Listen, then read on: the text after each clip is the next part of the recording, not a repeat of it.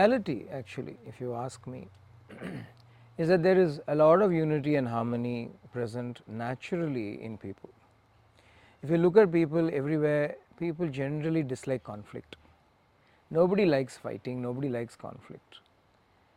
Recently when I was in India and I was travelling around to so many places, I found such extraordinary exemplary situations of religious harmony and unity.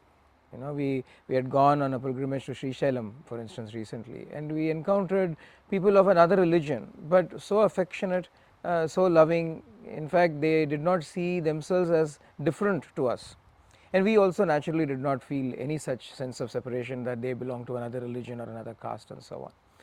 This is grassroots. This is the reality, this is the ground reality. People are actually longing for harmony.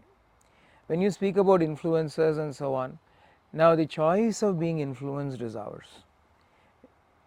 Nobody can force an influence upon us. For instance, now we are doing this podcast. Now whatever I am saying is entirely a person's choice to take on and be motivated about or not. And when it comes to all of these influencers, as you say, whether in all of those various fields that you just listed, the one thing that I would recommend everybody to understand, people who are listening, I cannot, I'm not talking to the influencers right now, I'm only talking to those who are, I suppose, being influenced, and perhaps there are influencers too in this audience, and then they may then take this on board as well. The thumb rule, I would say, is if someone speaks for unity, then by all means be influenced by such a person. But anyone who is speaking about division, check within yourself. Do you feel comfortable with division? Do you feel comfortable with conflict? I would say by and large, for most people, no.